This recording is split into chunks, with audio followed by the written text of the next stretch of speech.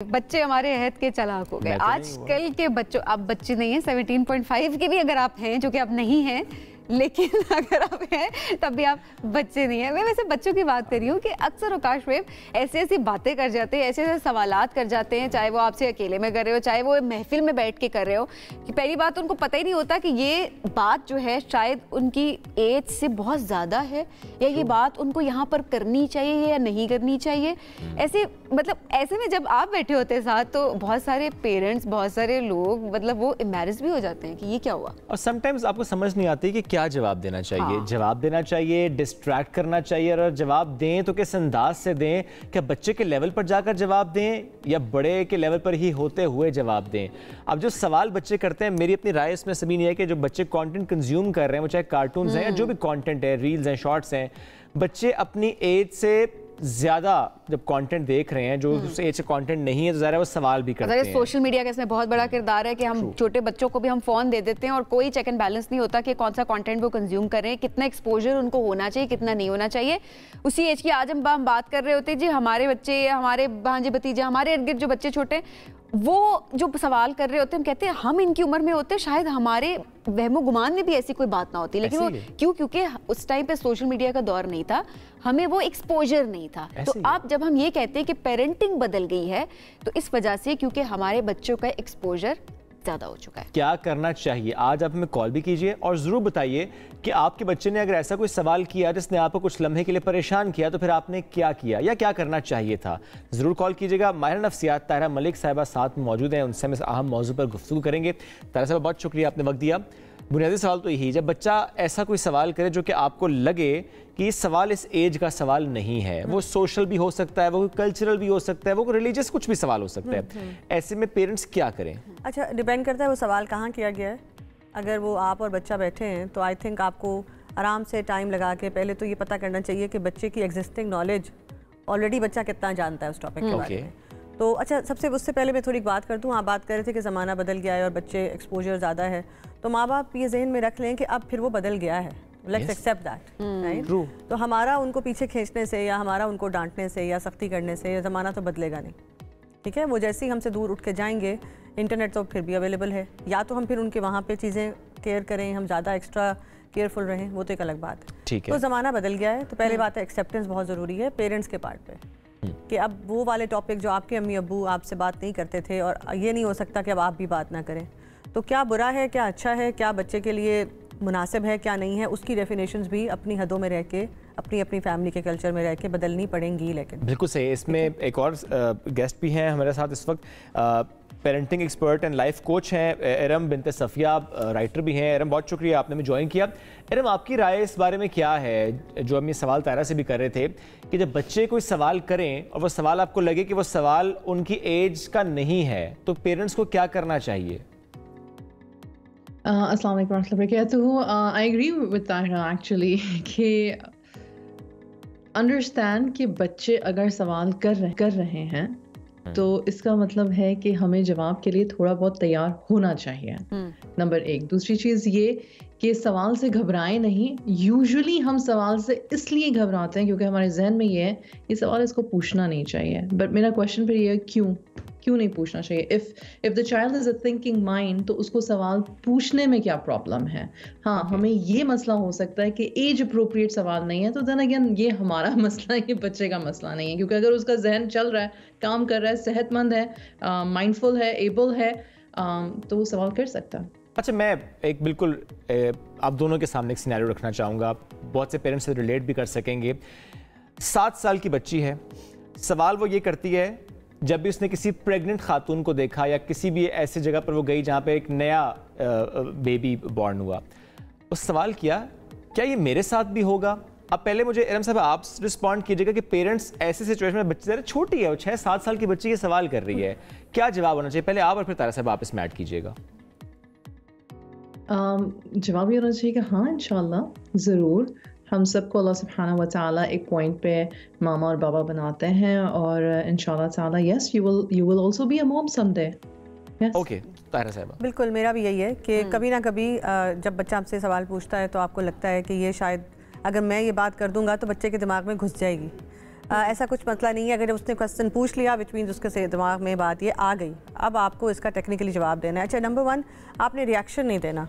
एक होता है ना हमारे परेशान हो जाते हैं, तुमने क्या पूछ लिया, या हमारी बॉडी लैंग्वेज बड़ी अनकंफर्टेबल हो जाती है, उधर से मसले शुरू होते हैं। तो हाँ, ये बात बिल्कुल ठीक है, आप कहेंगे हाँ आप भी माँ बन सकती हैं, बट वो एक जो साइंटिफिकली तरीका उनको बताना है, जिस तरह वो बात करनी है, वो एक फिर लंबा टॉपिक है। खैर मैं समराइज़ ये करूँगी कि आपका रिएक्शन, माँ या बाप का रिएक्शन रिलैक्स्ड होना चाहिए, विच मीन्स उनको ये ना लगे कि उन्होंने कोई गलत बात कर दी, क्योंकि बच्चा देखें उस एज में बच्चा शेम या एम्बैरसमेंट को नहीं जानता।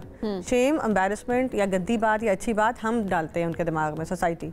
बच्चा बड़ा एक एनाटॉमिकल, बड़ा फिजिकल सा क्वेश्चन कर रहा है आपसे, साइंस का क्वेश्चन जैसे करते हैं ना, तो उसको शेम से एसोसिएट ना करें। हाँ, उसको क्लियर वर्ड्स में बताएं कि हाँ ये आप भी बनेंगी, एक एज होती है, ये इस तरह होता है और आप एक दिन माँ बन सकती है। और मुझे पर्सनली ऐसे भी लगता है कि बहुत सारी चीज़ों को शेम हमने खुद भी बना दिया होता है, क्योंकि अब ये वाली जो एक बात थी, इसमें कोई शेम वाली बात नहीं है। अगर वो बच्ची सवाल कर रही है तो इट्स समथिंग रियली ब्यूटीफुल, जो कि आगे जाके वो अपनी जिंदगी में उसको एक्सपीरियंस करेगी जी।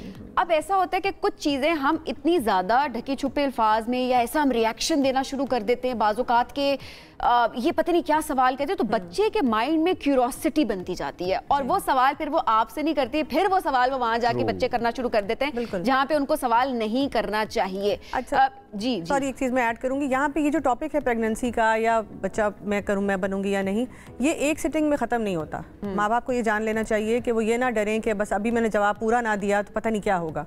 आप कन्वर्सेशन को ओपन रखें, रिलैक्स रखें और ये मेक श्योर करें कि दोबारा हफ्ते बाद, 5-6 दिन बाद आप खुद ही इस टॉपिक को उठाएं। अगर बच्चा नहीं पूछ रहा तो ये शुक्र ना करने के लगता है इसके दिमाग से निकल गया है और ये फिर कभी नहीं पूछेगा। Take that topic up again, this topic has come into your lives now, right? So आपको इसको डिस्कस करते रहना है बच्चे से, प्यार से तरीके से। बिल्कुल। इरम, क्या यही वजह है कि एक गैप क्रिएट हो जाता है, चूंकि हम बच्चों के सवालों के जवाब नहीं दे रहे होते? बच्चा है, पूछेगा, सवाल करेगा और सवाल करना भी चाहिए, तो जो पेरेंट्स जवाब नहीं देते, क्या आपने भी यही देखा कि फिर गैप क्रिएट होता है? Of course, Shoaib, gap create होता है। आप लोगों ने सारी बातों को बहुत अच्छे स्टेप वाइज, तायरा ने भी उसको हाईलाइट कर दिया, सबीन ने भी, कि बॉडी लैंग्वेज और ज़ुबान से और the child is not going to come to you, वो आप नहीं आएगा दोबारा आपके पास। या फिर लोग पता है क्या कहते हैं, लोग कहते हैं ऐसे नहीं कहते, अभी क्यों नहीं कहते हैं? फिर वो कहीं और से जाके पता करने की कोशिश करेगा। और if that resource is not a helpful resource, and Tyra would attest to this, कि जब बच्चों को पेरेंट्स ये हॉ वाला, ये शेम वाला फैक्टर दे दे, then they go to the resources जो कि यूजुअली अच्छे नहीं होते। We deal with day in day out बच्चे जो कि खुदा न खास्ता बहुत अर्ली एजेस में सेक्सुअली अब्यूज़ होते हैं या पोर्नोग्राफी या किसी और तरह की चीज़ों की तरफ राग़िब हो जाते हैं सिर्फ क्यूरोसिटी के बेस पे, क्योंकि उनको पेरेंट्स ने वो सेफ स्पेस नहीं दी, वो उनको ये कॉन्फिडेंस नहीं दिया कि यार हम आपसे हर तरह की बात आपकी सुन भी सकते हैं और कर भी सकते हैं। तो यस, 100% गैप तो ज़रूर आता है और वो अच्छा भी नहीं होता। ऐसे में अब जाहिर है ये होता है कि पेरेंट्स की काउंसलिंग भी बहुत ज़रूरी है, क्योंकि जिस तरह से इससे पहले तायरा ने भी बात की कि अब पेरेंट्स भी इस बात को समझ लें कि हाँ दौर वाकई बदल गया, अब उसको एक्सेप्ट कर लें। लेकिन अगेन वही वाली बात है कि एक जनरेशन गैप है, अब पेरेंट्स भी कैसे अपने आप को मनाएं इस चीज़ के ऊपर। शायद अब आगे चलकर जनरेशन ज़ाहिर दोबारा चेंज हो जाएगी और तब की चीज़ें हो सकता है जो आज के बच्चे उनको भी ऐसी लग रही हों। लेकिन अगेन अब इस गैप को कैसे फिल किया जाए, क्योंकि ये भी तो एक नेचुरल सी चीज़ है। ताहिरा, मैं चाहूँगी आप इस पे जरा जी। देखिए इसमें वही बात है, क्योंकि जैसे हम बाकी चीज़ों में बहुत इकोनॉमिकली अपने आप को चेंज कर रहे हैं, यहाँ खर्चा करना है यहाँ नहीं करना, सेविंग करनी है, जो भी महंगाई हो गई है, इसी तरह ज़माने के हिसाब से भी अपने हम दिमाग को इसी तरह एडजस्ट करना पड़ेगा। अगर बहुत ही प्रॉब्लम है तो मैं तो चूँकि इस फील्ड से हूँ तो मैं पेरेंट्स को अक्सर सजेस्ट करती हूँ कि आप पेरेंटिंग कोचेज़ के पास जाएँ। पाकिस्तान में, इस्लामाबाद में, पूरे मुल्क में हमारे बड़े अच्छे अब पेरेंटिंग कोचेज़ हैं जो कि ये इस बात पे आपको हेल्प कर सकते हैं कि how to talk to children. इसके अलावा गूगल में बहुत ज़्यादा, अगर वेबसाइट्स पे जाएं तो बहुत इन्फॉर्मेशन है, लेकिन बदलना पड़ेगा आपको पहले तसल्ली। अच्छा, पेरेंट्स कैसे बदलें? नंबर 1 तसल्ली ये रखें कि इस टॉपिक को डिस्कस करने से आपका बच्चा ख़राब नहीं हो रहा। एक टॉपिक अगर कोई ड्रग्स का टॉपिक है, कोई इस तरह से उन्होंने बोला सेक्सुअल अब्यूज़ का टॉपिक है, तो सिर्फ ये बात करने से ये नहीं होगा कि वो बच्चे उस तरफ चले जाएंगे। पहले तो ये तसल्ली रख लें। अक्सर पेरेंट्स पता है बात क्यों नहीं करते, वो कहते हैं ये ना हो फिर ये टॉपिक इसके दिमाग में आ जाएगा, फिर तो ये ऐसा हो जाएगा या ऐसी हो जाएगी, यू नो, इस तरफ सोचने लगेगी। ऐसा नहीं है, तो ये तसल्ली रखेंगे आप तो खुद ब खुद आपका दिमाग रिलैक्स होगा और बच्चे की तरफ आप बच्चे से बात कर पाएंगे। एक और बात आखिरी, अगर टाइम है थोड़ा मैं बता दूं कि अब चूंकि ज़माना बदल गया है, अब हम बच्चों को टाइम ज़्यादा देना पड़ेगा हमें पेरेंट्स को। जिस तरह हमारे हम दे नहीं रहे, हमारे अम्मी अब्बू हमें कज़न्स के साथ खेलने छोड़ दिया, खुद बैठ गए आपस में आंटीज़ वगैरह। अब मुझे लगता है कि मैं अक्सर पेरेंट्स के इशूज़ जब मेरे पास आते हैं मैं देखती हूँ कि बच्चा वहीं से कहीं गड़बड़ हो रही है, क्योंकि अब इन्फॉर्मेशन ज़्यादा है, the child needs you more. तो थोड़ा पर्सनल अटेंशन, टॉकिंग टाइम ज़्यादा दें। अगर आप खाना बना रही हैं और साथ साथ उसको भी देख रही हैं, या मेहमान आ रहे हैं और उसका ये टॉपिक उस टाइम स्टार्ट हो गया है और फिर आपने एक हफ्ता पूरा परसू नहीं किया उसको, तो वहाँ खराबी शुरू होती है। ठीक, एक कॉलर है मोहम्मद अली लाहौर से। अस्सलाम वालेकुम जी, अली साहब क्या पूछना चाहेंगे? जी वालेकुम सलाम। मेरा सवाल ये है, आपका टॉपिक तो बहुत अच्छा है, लेकिन सवाल ये है कि बच्चों के मतलब इस तरह के सवाल का हम वेट करेंगे इस एज में, लाइक वो सवाल करेंगे तो तब हम जवाब देंगे, या कुछ एज होनी चाहिए कि हम खुद उनसे बात कर लेना? इरम आप रिस्पॉन्ड करना चाहेंगी इस पे? जी जज़ाकल्लाह खैर, बहुत अच्छा सवाल है। देखिए एज अप्रोप्रिएट बुक्स हैं अब 3। देखिए फॉर एग्जांपल इस बात से हम डिनाई नहीं कर सकते कि खुदा न खास्ता good touch bad touch sexual abuse जो है वो किसी भी एज से शुरू हो सकता है, 2 ऑनवर्ड्स एनीवे, राइट। और बच्चे यूजुअली बता नहीं सकते, उनके पास वोकैबुलरी नहीं होती, लेकिन वो कहते हैं या वो डरते हैं, या वो आप अगर अवेयर नहीं हो या अपने बच्चे पे गौर नहीं करे तो आप कुछ साइंस एंड क्लूज मिस करते हो।